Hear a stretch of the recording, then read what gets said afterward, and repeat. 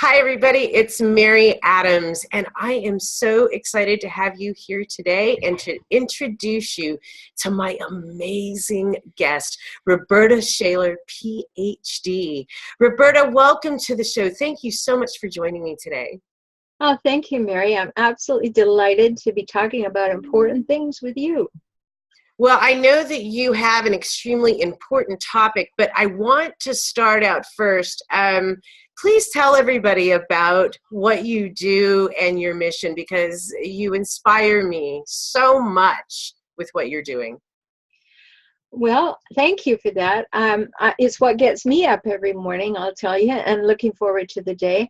And what I do is I help the partners, the exes, and the adult children of chronically difficult, disturbing people. And I help them save their sanity and stop the crazy making in their life. And my overall mission is to stop verbal abuse. And so many people are being verbally abused. They're so normalized to it, they don't even realize it. So we begin by really understanding what that looks like. Well, and so, Rhoberta, this is something that you have written, I believe, 17 books. I'm working on the 17th. That's amazing. An incredible amount of information. And so let's start from the very beginning.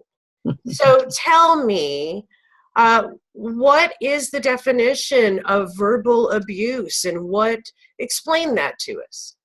Verbal abuse is anything with the intention to make you feel less than and to feel poorly about yourself. So it could be shame, it could be blame, it could be someone summing you up, dismissing you, discounting you, degrading you. Anything that makes you feel less than. You have the right to be here and to be able to say what you think, feel, need, and want without someone telling you you shouldn't or you can't. Wow. Wow. That's huge. That's huge. It is, because many people don't realize that we're born with 7 inalienable rights, and they're instilled in us in the first 18 years of our life. And number one, the one that we create between birth and the first year, is the right to be here. Wow.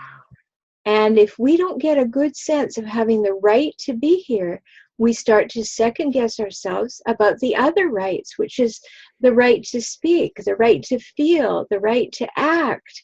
We don't have those to build on because we don't have the right to be here. So if we have had situations in our life or relationships in our life that have made us feel less than, or have normalized that verbal abuse, as I spoke of it, then it's coming at us and we don't even realize it. And now is a really good moment to stop and say, wow, maybe what's happening to me is I am being verbally abused. Well, so let me ask you this. Let's start out here. How do these verbal abuse patterns start? Where do they come from? Well, there are two things.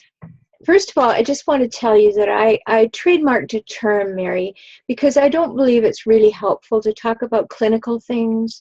Even though my PhD is in psychology, I don't talk about clinical things. I don't practice as a psychologist. I don't practice as a therapist. I practice as a relationship consultant. So what's really important for us is the idea of what a hijackal is, and that's the term. And a hijackal, by my definition, is someone who hijacks a relationship for his or her own purposes while relentlessly scavenging them for power, status, and control. Wow. So there are a lot of people who are in that definition. And if you've been raised by a hijackal, Mary, you don't even notice that it's been normalized within you. But the other thing that's happened to you is you've become unwittingly hijackal bait. A hijackal can sense you, can almost smell you out, and therefore they normalize the experience you had in your home. And so that's one way that you may completely miss the fact that you're being verbally abused. And another way is that if we have been raised to be a people pleaser, And I don't mean, and that always sounds so negative, but you know, we do want to please other people because we live in the world with them and we want to have equitable, mutual, reciprocal relationships. You know, when I wrote my book, Kaizen for Couples, Smart Steps to Save, Sustain, and Strengthen Your Relationship, I put relationship skills for everybody, not just couples in there. And it's so important for us to have mutuality. And I think that's an under-discussed term, and I wrote a lot about it in the book. Mutuality, where we have each other's best interests at heart, where we really do understand that there's a me and there's a you, and then there's this third entity called the relationship that has to have equal airtime. And that's where the mutuality occurs. I'm just writing this new book called Alienated by Love. And I've got some great diagrams in there, Mary, to help people clearly see where this happens, you know, because we have a continuum between intimacy and alienation. And we should always be somewhere in the middle range.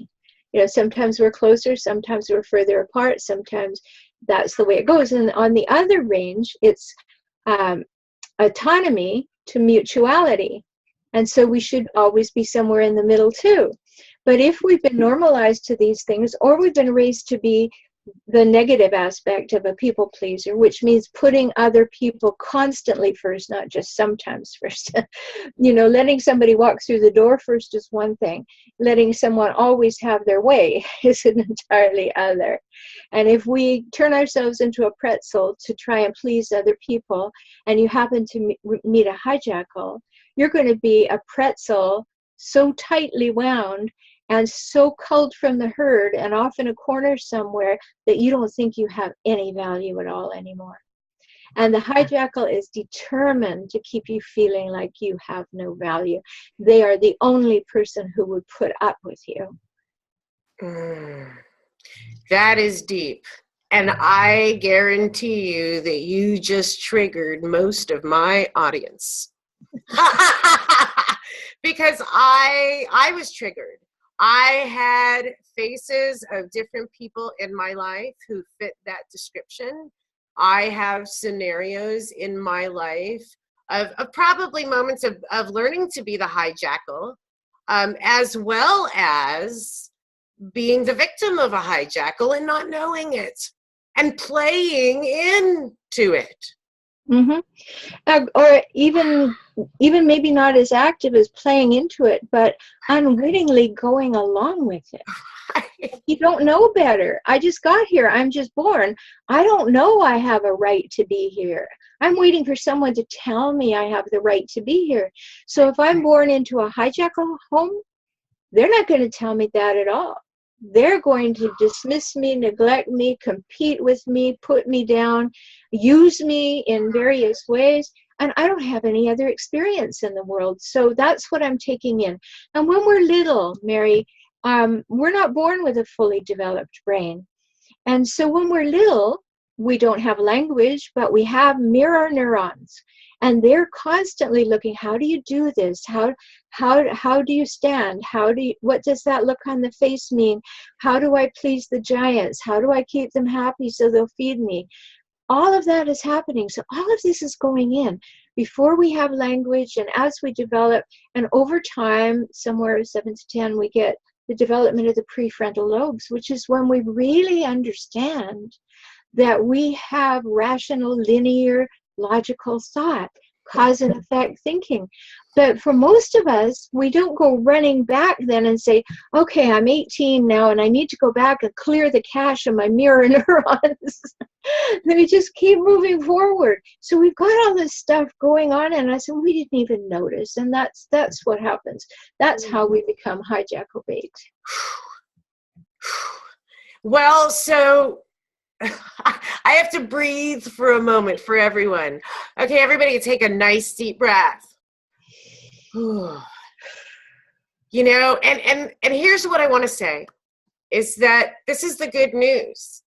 The reality is when you have awareness and you understand what this is, that's the first step of doing something about it. That's the first step of reaching that goal of changing whatever behavior it is you're caught up in. And I wouldn't even say behavior. I like to call it programming, like a computer program.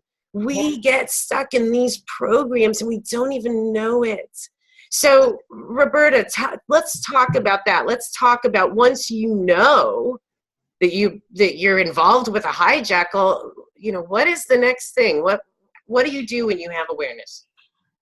I want to answer that question. I just want to add to your metaphor of the software. If you've been raised by hijackals, you have already installed spyware, malware, and worms that are set off to go off through your life, right?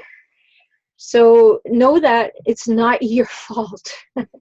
And what hijackal is going to tell you all the time is everything is your fault. Everything. If they do something wrong, they're going to project it on you and they're going to say you did it. Everything is going to be your fault. So it's a really big deal. So if somebody's listening and they're going, oh, I get it. I never put those pieces together. The first thing is, as Mary said earlier, take a few deep breaths, some nice 4, 7, 8 cleansing breaths, calm yourself down and say, all right, now my mind is open. Now there's a little twinkling of, this can be different. And it can be. But the first thing is information. To know that it's something that was given to you, not as a gift, more as a sentence, and you can have it revoked. So work with someone. I have clients in many countries because I'm an expert at what I do. And as I said, I practice as a relationship consultant and educator. Because, yes, I'm going to talk about things that happen to people generally before, but it's not from a therapeutic point of view. It's from an information and insight point of view. If you get enough insights, your pennies will drop. My clients are smart. They get it. So first of all, work with somebody who will help you be able to say, oh, that's where that came from, and that came from, and that's why this happened to me, and that's why I attracted this person. That's why I feel so terrible and I don't want to go home. That's why I can't stand my mother, right? Yes. Well, and I want to mention while you're saying this is that for someone listening, transformation, they're going, oh, wow, that's a lot of stuff to look at. But the truth is it's like a flower opening. It really is. And layer by layer and petal by petal, it opens up and the nectar is in the middle. That's where, that's your soul. That's who you really are. That's your authenticity. That's who you came here to be. And so as each of those petals unfold, it's a gift in really claiming what it is that you want for your life and how you want to proceed, because this transformation, this first step is where it all changes. It's always that first step. And this is your soul journey, whatever it is. And what I notice is, I have all these degrees, and I want everybody to realize this. I've been doing this work for 40 years. And I didn't realize it. I didn't realize it till 20 years ago. I had all that information, and that's what happens to us. We can have a ton of information, but until we integrate it, how I like to say it, Mary, to my clients, is I say, you got a lot above your nose. We've got to get it down to your toes. That's perfect. So that we're not just, oh, well, I can talk about it and I can have judgments about other people and I can sound like I know it. No, it's an individual journey, a soul journey to say, all right, I've been given this. What do I do with this now? Don't bother whining and feeling betrayed. You'll have all those feelings, but don't stay there. Like, oh, now I'm aware. Now I can change. And I can do things differently. I can see things differently. I can say things differently to myself and to other people. And we can have this thing. I've written a lot about this concept, Mary, so I'll share it with you. When we were talking the other day about how we're brought up, we have a lot of messages, some crazy ones. I think one of the craziest ones that we get in our life is give until it hurts. That is such a destructive message. Because if everybody did that, everybody would be hurting. So I developed this concept because we're taught that compassion means give till it hurts, always be outgoing, always put yourself second, always have something for everybody else, even if you're running on fumes yourself. And I don't believe that's compassionate. And so I developed the concept of inclusive compassion. And what that's all about, and you can read it on my website, is that you must include yourself in the compassion. You must know when you need to take care of you so you have something to give, so you're never in a deficit for very many minutes. You're always restoring yourself and being compassionate. And this is an important concept if you happen to be with a hijackal, because they've robbed you of that. It's give, give, give to me all the time. You should give to me. You should do what I want. You should be the person I want you to be. And you get into that pattern of exhausting yourself and emptying yourself. And there's nothing there. You're running as fast as you can, and you can't please them anyway. So it's very important to have inclusive compassion. Wow. Such a powerful concept. And I want to say that that's not always about saying no. Sometimes that's about saying yes. Sometimes that compassion for ourselves and that self-love is saying yes to something that really is going to nourish you, and to say no. A lot of people do not know how to say no. You know, I had to spend a month in my spiritual practice, and all I could say was no one month and yes the next. It was wild. It was crazy. I know it. But it showed me the places where I was holding back, and it was powerful to be able to say no or softly no, and meaning it and owning it. Yes. I mean, sometimes when I'm doing seminars, I'll have everybody stand up and I'll say, all right, here's what we're going to do. Now open your mouth. Now begin to purse your lips. Now just very quietly expel your breath and go, no. All right, everybody try it. Let's do that. Let's practice saying no. Okay, all right, you lead. All right, so just open your mouth, purse your lips, and quietly exhale your breath while saying no. No. That feels great. Doesn't it? No. Yeah, like you're absolutely entitled to say no. Right? Like I often use this example when I'm giving seminars and things. I used to be a road warrior, so I did a lot of speaking all over, and I still like to do that, but I don't sell myself to do that as much anymore. But it's so important to understand that you have that right. And I used to use this example. People used to invite me to Tupperware parties all the time. And I don't understand the concept, because after you've been to a few, it's supposed to last your lifetime. So why do you have to go again? That's fabulous. I love that. So I used it as an example. I say, when people ask me if I'd like to go to a Tupperware party, I say, thank you so much for inviting me. I have a lot of Tupperware. I'd love to spend time with you, but no, I don't want to go to the party.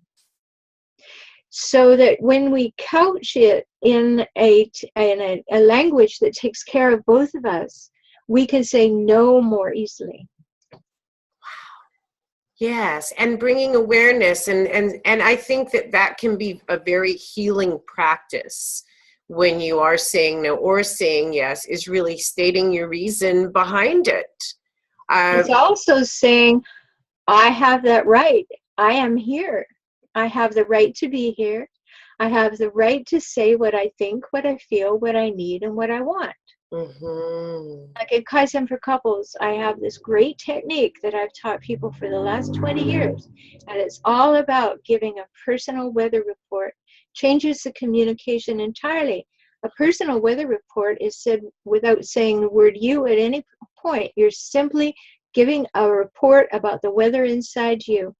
So, I think something, I feel something, I need something, I want something. I'm not asking anybody to provide it. I'm not doing anything except telling you what's up for me right now. And that's a huge gift to give another person. And we have to maybe sometimes convolute our thinking to recognize it is a great gift to someone, because now there's clarity. There's no games. There's nothing happening. I'm not blaming you for anything. I'm not saying I hate the idea of iMessages, and so many people teach that. And you know what? iMessages, when you do this, I feel this way. Can you take the blame out of that? It's very hard to take the blame out of that emotionally when someone says that to you. But if you get into a situation where you can give a personal weather report and you can just say, you know, I feel really disrespected right now, and I think I need some time to work on that. I really want to feel better about this, and so I'm just going to withdraw right now. Wow. How relationships would change in every spectrum at that level of consciousness and that level of respect. Absolutely. The other person doesn't feel pushed away. They're clear on that you need to take care of yourself, and that you realize the triggers about the needing to really, you know, take everything in and think about it and sort it. Mm-hmm. And decide how you want to react, how you want to proceed, instead of having this fast reaction. That's where we get in trouble, is that fast reaction where we say things that we really don't want to say, or do things we really don't want to do. And pay the price for having done it.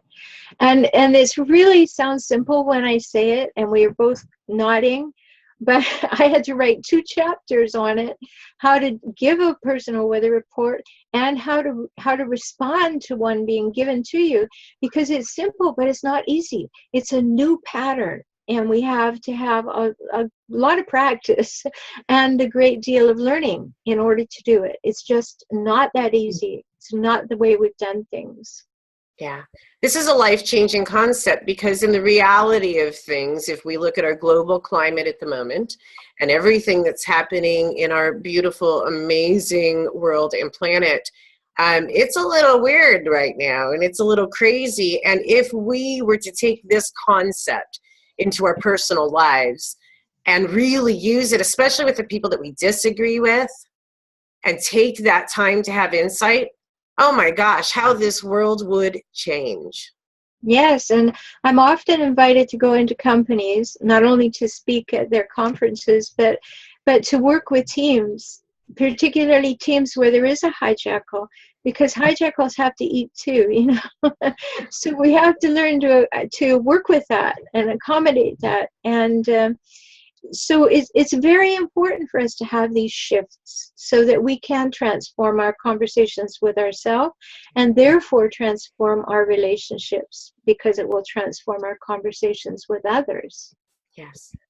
Well, thank you so much. And to bring this information out, to bring this to my audience is so important to me. And when I ran across one of your posts, and it triggered me. It triggered me in such a good way. And I said, oh, I've got to have her on the show, because there's lots of different ways to look at this issue, but the way that you present it, the way that you share, and not only bring the awakening, but the way that you help people heal and move forward with their lives in positive ways is just absolutely inspiring. Thank you. Yes, thank you so much. And so we're about to end this interview, and I would like to give you the floor and just share with everybody globally, just share what your thoughts are just at the moment. Well, right now I agree with you. We're in a very confusing time, and we have things happening in our world that are giving some credence to things that most thinking people, most feeling people, most consciously aware people are raising an eyebrow to. And one of the hallmarks of Hijackals, and I have a membership site where people can watch a whole lot of very exclusive video on these, and the 10 hallmarks of Hijackal videos are there. But one of them is incredulity. And Hijackals make us go, who said that? Who does that? Who thinks that way? And when that happens in your head, don't go to rationalization, justification, and making excuses. Oh, they're having a bad day. They didn't really mean that. They were uninformed, blah, blah, blah. Don't do that. Listen to yourself. You just went, who in their right mind does or says that? Ask yourself, maybe they're not in their right mind. So I have clients all over the world. I have lots of things to subscribe to. Come to forrelationshiphelp.com, FOR, relationshiphelp.com. You can join my blog, my newsletter, all of that. Go to my YouTube channel, For Relationship Help. There's lots of videos there, over 100. And just join in. And if you do want to take advantage of my ebook, it's called How to Spot a Hijackal, and it's free. So just go to hijackals.com. And that's hijackals.com. So 2 places to interact with me, For Relationship Help and hijackals.com. I have a closed and a secret Facebook group. Go find me. The closed group is called Optimize Life. Thank you so much. And I will make sure that I include all of your information on my website and with the interview. If you're watching this interview, you'll find all the information below. And thank you so much. And Rhoberta, I hope that you will not only come back on the show, but anytime that you feel led or you have a message to share, you just send me a message and we'll get on and talk about it, because I feel like this is such an important topic that we need to look at right now, and it's coming up in our face in many ways. And we have an opportunity to do something about it. And it's time. It's time. And so let's all take that next step in our lives to create that opportunity for personal transformation, and hook up with Rhoberta and go to her website and check out. She's got tons of free content there. And tell your friends, because this is an important time. And Rhoberta, I can't thank you enough. Oh, well, thank you, Mary. You're doing amazing things, and I'm so happy to have found you too. And I'd love to talk with you further, because hijackals are at work. Hijackals are those people in our family that we don't want to see at Christmas. Hijackals, maybe the people who raised us and we're just not aware.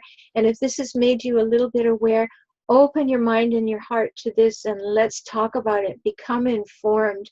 It will transform your life. So thank you so much, Mary. Thank you. I look forward to it.